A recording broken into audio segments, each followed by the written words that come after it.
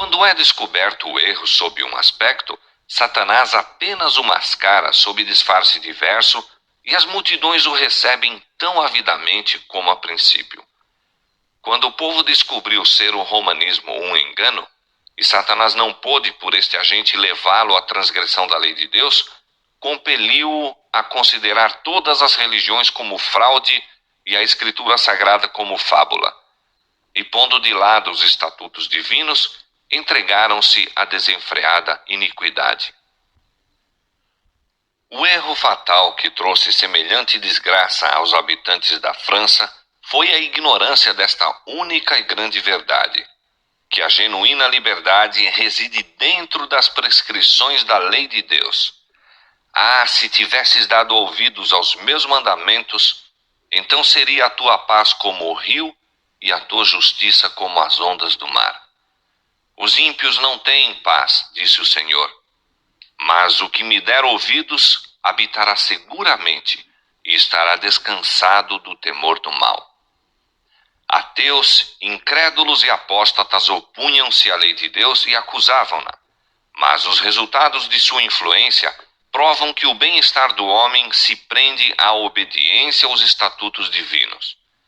Os que não leram esta lição no livro de Deus são convidados a lê-la na história das nações.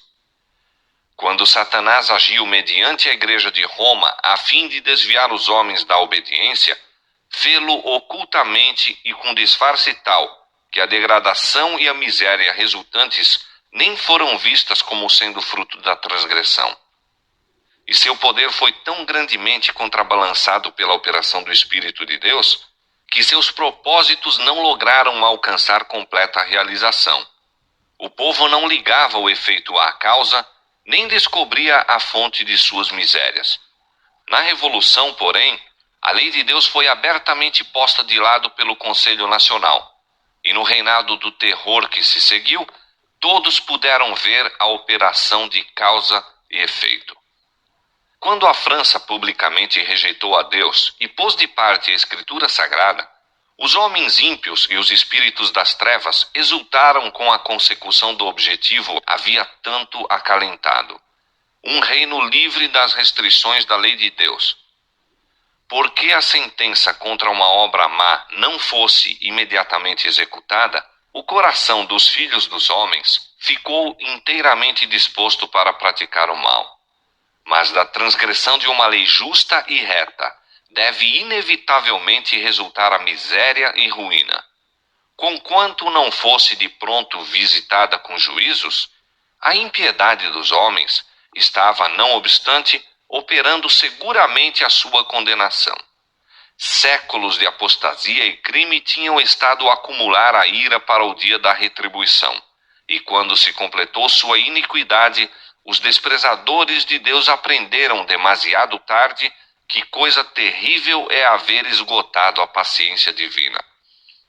O moderador Espírito de Deus, que põe limite ao poder cruel de Satanás, foi removido em grande medida, permitindo-se que realizasse a sua vontade aquele cujo único deleite consiste na miséria humana. Os que haviam escolhido servir à rebelião foram deixados a colher seus frutos, até que a terra se encheu de crimes demasiado horrendos para que a pena os descreva. Das províncias devastadas e cidades arruinadas ouviu-se um grito terrível, grito de amargurada angústia. A França foi abalada como se fosse por um terremoto.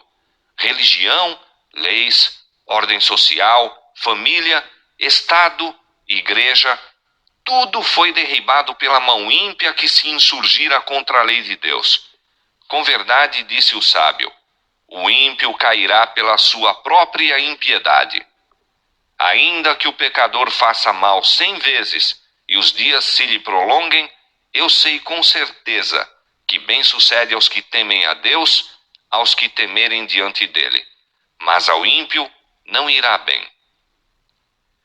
Aborreceram o conhecimento e não preferiram o temor do Senhor.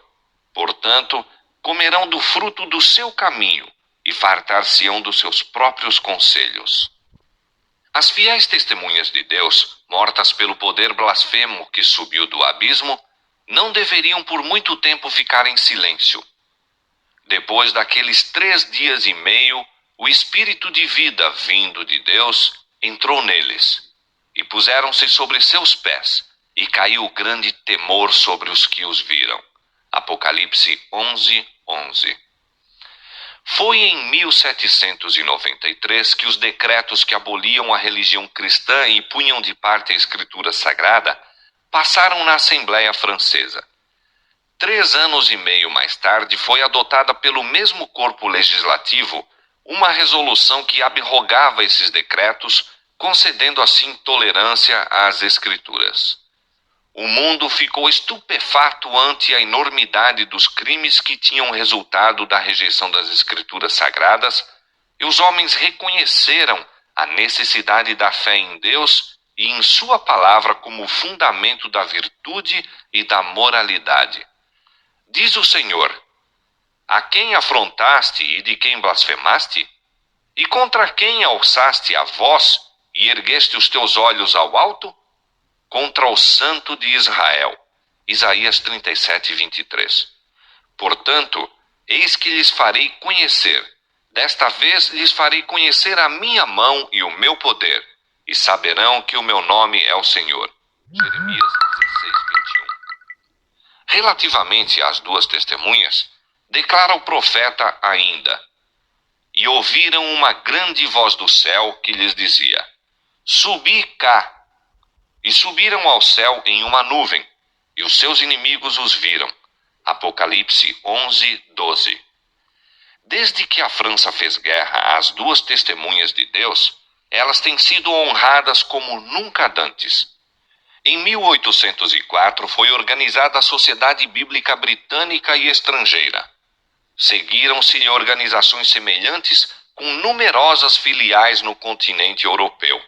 Em 1816 fundou-se a Sociedade Bíblica Americana. Quando se formou a Sociedade Britânica, a Bíblia havia sido impressa e circulara em 50 línguas. Desde então, foi traduzida em mais de 1000 línguas e dialetos. Durante os 50 anos anteriores a 1792, pouca atenção se dera à obra das missões estrangeiras.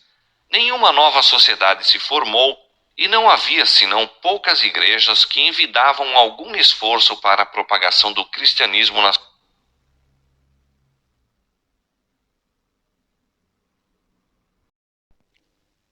Os aperfeiçoamentos da imprensa deram impulso à obra da circulação da Escritura Sagrada.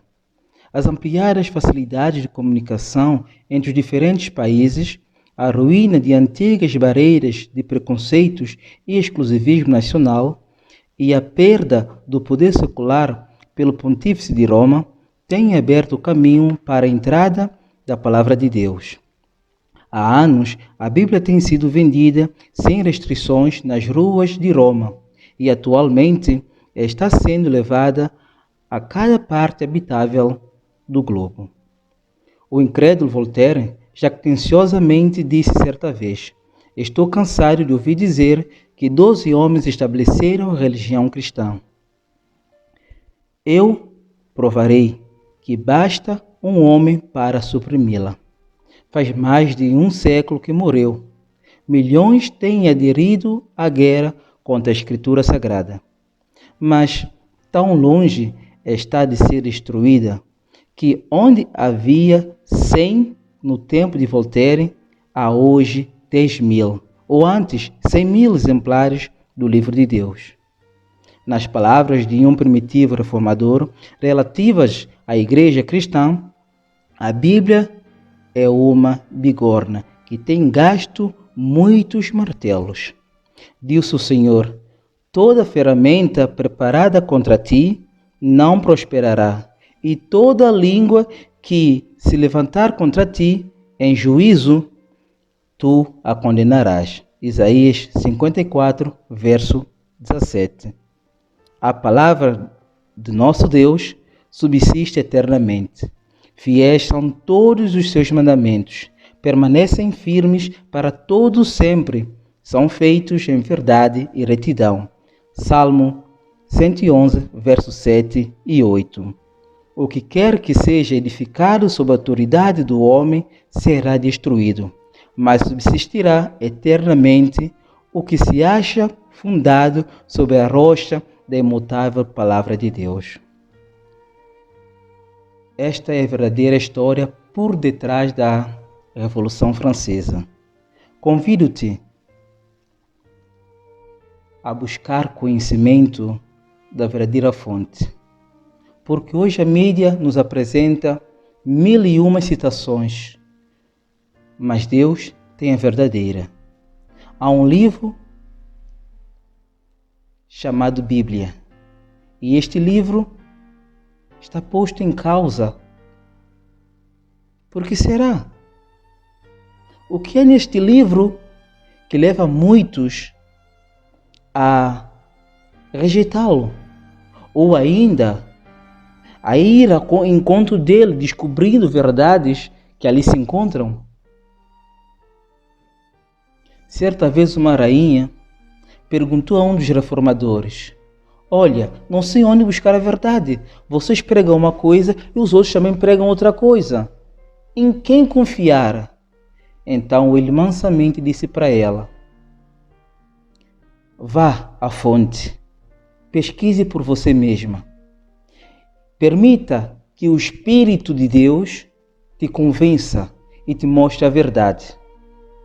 Somente pelo Espírito há convencimento. Permita que Ele fale. Se ouvires hoje a sua voz, não endureça o teu coração.